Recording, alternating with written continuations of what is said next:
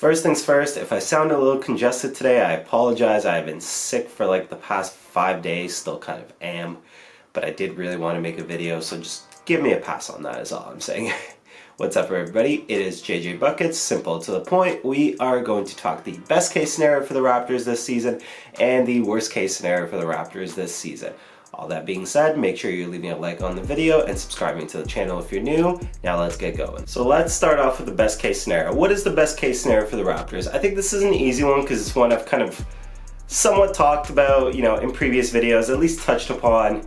Best case scenario for the Raptors, they're a top 3 seed. The continuity with the team and with the core really aids them while, the rest of the Eastern Conference is trying to figure things out around them with all these moving parts and moving pieces. The Raptors have stability, the Raptors have great coaching, great obviously management and everything, and it really aids them. I think Pascal Siakam has another All-NBA season, or at least All-NBA level season, although I will say for best case scenario specifically, I'm going to say he's on an All-NBA team again. And speaking of accolades, major accolades for players, Scottie Barnes makes it to the All-Star team. I think that's a big part of any best case scenario for the Raptors, is that Scottie Barnes does take that big second year leap, or at least a reasonably sized second year leap. Because I think his growth as a young player has a lot of contingency on how the Raptors, progress and where they go from here, because without him, playing up to what is his eventual potential in a lot of people's minds, the Raptors could fail to keep up with a lot of the talent, but this is the positive side, so I will save that for the negatives, for the worst case scenario. Scottie Barnes, All-Star. I'd like to think this is a big one that has eluded the Raptors for a while, and again, we're talking best case scenario, so I'm going to keep rolling. Somebody finally gets their well-deserved all-defensive nod as well. There was a while there where I was really clamoring for OG to be an all-NBA defensive team. I thought there was a few seasons there in a row where he really deserved it. And last year, you easily could have made the case, especially considering he just missed the voting, that Fred VanVleet could have been all-NBA defensive second team. So in this best case scenario, the Raptors get somebody on that team as well. Basically, the Raptors receive a bunch of heat for their regular season performances guys make. All-NBA teams, All-Star teams, All-NBA defensive teams. Nick Nurse has another really good season coaching the team, figures out a couple of rotations, and let's say, hell, to add on to that, in a best case scenario, somebody out of, either Delano or Malachi, steps up and really becomes that backup guard, so Freddie's not overworked. Whew. Yeah, you get the idea. A lot of things go right. And in this best case scenario, again, Raptors capture something like the 3 seed, and come playoff time, the half-court offense doesn't look as bad as it has in previous years, and they progress. I would say the peak of what can happen is they're going to make the Eastern Conference Finals. I think that's legitimately the ceiling on this team here, so I don't think it's going to be past that. I'm going to say the peak in the best case scenario is all of what I've said to this point. They make the Eastern Conference Finals, and they probably lose to somebody like, the Bucks, the Celtics, the Sixers, if you want to throw them in there. Although I know Raptors fans are going to hate me for including that one. They always do. You get the idea, right? They make it far, they show plenty of signs of growth, but ultimately fall out to somebody that's a true bona fide contender for this season that ends up going back to the finals. For my money's worth, I think I would probably say Milwaukee right now. So let's say they make it to the Eastern Conference Finals, they lose to Milwaukee, but everybody leaves this season feeling like this team has come along, this team has really progressed, and the future is bright as ever in Toronto. So what is the worst case scenario then for the Raptors this upcoming season? Well, I think a big one, which has hampered this team, over the past couple of years to some extent, depending on the year. The injuries take their toll on Toronto. Toronto has had guys like Pascal, OG, Fred, Scottie as well last season for bits and pieces. You get the idea. Missing time with injuries, and that injury bug doesn't go away this year, and the Raptors just fail to compete because of it. Look, we've talked about it. Obviously, the Eastern Conference is a bloodbath. It is an absolute bloodbath.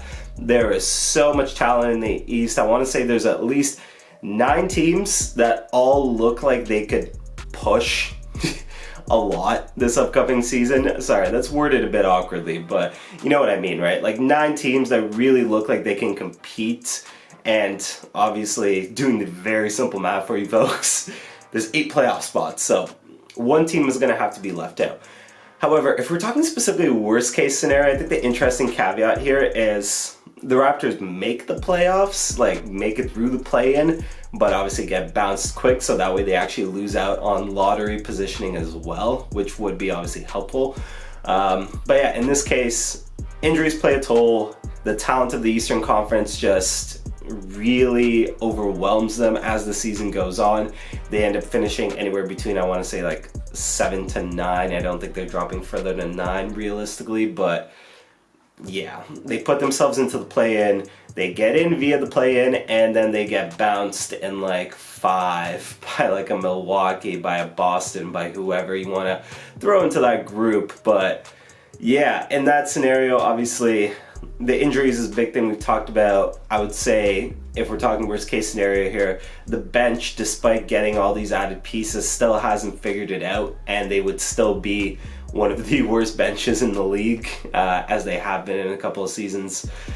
And on top of that, I would say obviously you don't get the progression that you would like from some of your younger guys, obviously mainly Barnes. You can include Trent, OG, whoever else you want to include in that group. The half-court offense, which again it's a big thing I've focused on, you know, to an extent in the best case scenario, or it's a thing that I definitely touched upon in the best case scenario. It's a thing that I've talked about in previous videos. But yeah, definitely the half-court offense is something that I think will make or break this team to an extent come playoff time. And in this scenario, obviously the half-court offense still hasn't figured itself out. You don't get that guy outside of Pascal, and you know, to some extent, I guess to a lesser extent, but like Gary Trent Jr., who's actually, you know, being a positive in the half court. The rest of the guys still just can't seem to figure out how to beat a guy one-on-one in the half court.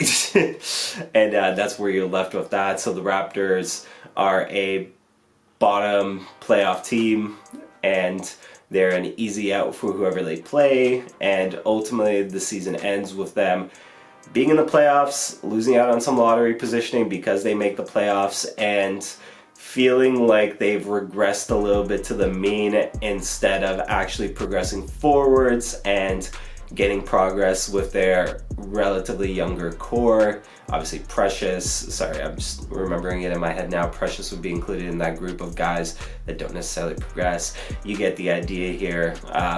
Those are definitely some of the things that can go wrong for the Raptors if we are talking about the worst case scenario for the team. Ultimately, I think there's a lot of room, obviously, between the best case scenario and the worst case scenario for where the Raptors could end up this season. There's a good chance, honestly, that they end up even in the middle of that and just end up as like a middle of the East playoff team and a pesky out for whoever they play in the first round. There's a lot of possibilities, so comment below, let me know what you think. Do you folks think the Raptors are closer to the best case scenario in this version here, or do you think they're closer to the worst case scenario in this version here based on the team and the outlook of the Eastern Conference, etc., etc.? Other than that, folks, reiterating the usual drill, just make sure if you're still watching, you like this video, just hit that button. It takes a second and it makes a huge difference for the algorithm and for myself. Especially, again, not to go for sympathy points or anything, but my God, I have felt like such shit these past few days. So give me some kudos, I guess, for still getting behind the camera when I feel like dog shit. Other than that, subscribe if you're new here as well. Again, just reiterating the sympathy points and everything. But besides for that, it's been JJ Buckets. It's been real, and I will see everybody next time.